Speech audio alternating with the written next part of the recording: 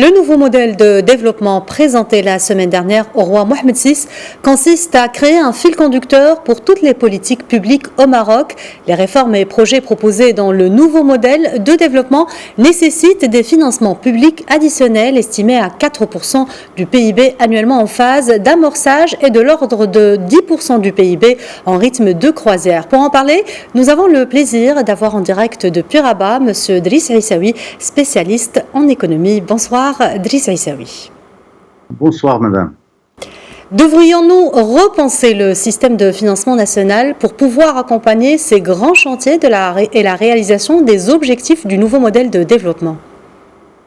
Vous savez, la mise en place de cette commission spéciale a été un moment important. Il y a une année et demie à peu près où le roi Mohamed VI avait décidé justement de confier à cette commission dans laquelle siègent beaucoup de personnalités importantes et de personnalités de haut rang, devait réfléchir sur comment dépasser l'ancien modèle de développement.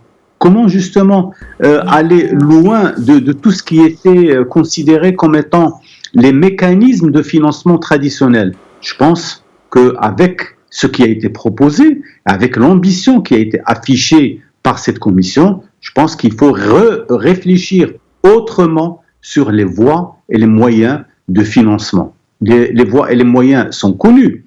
Il y a l'État, il y a les fonds, le fonds Mohamed VI, il y a un certain nombre de fonds qui sont considérés comme étant des sources importantes de financement de grands projets, ils vont les solliciter. Il y a également, on va avoir recours au marché financier, au secteur privé, à toutes les structures qui peuvent contribuer à la réussite du montage de tous les projets qui sont programmés par cette commission. Justement, Driss Aissaoui, quelles sont nos capacités de financement? Vous savez, nous avons montré de par le passé, et nous sommes pas plus loin que ces journées, nous avons des possibilités de financement de grands projets. Le Maroc a commencé la mise en place de structures nouvelles pour assurer la couverture sociale à pratiquement 22 millions de Marocains, ce qui est extraordinaire. Nous sommes en train de changer le visage de ce pays, de changer même l'approche elle-même.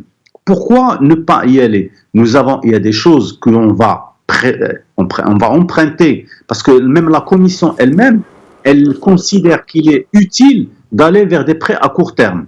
Mais on va avoir la possibilité de mobiliser d'autres moyens de ressources qui seront très certainement d'un grand apport pour les nouveaux projets qui sont programmés.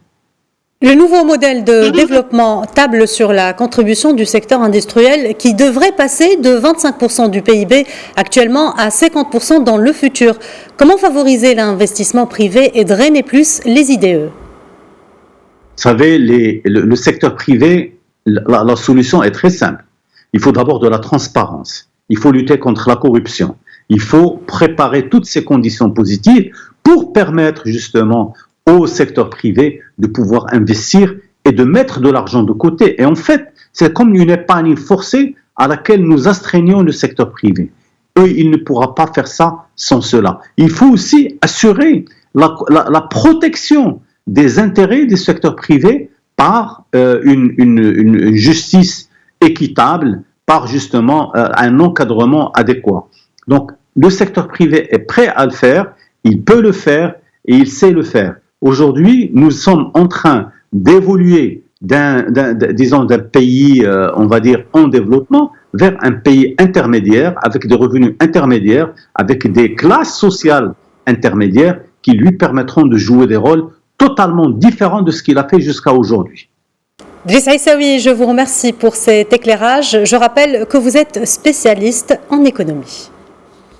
Merci.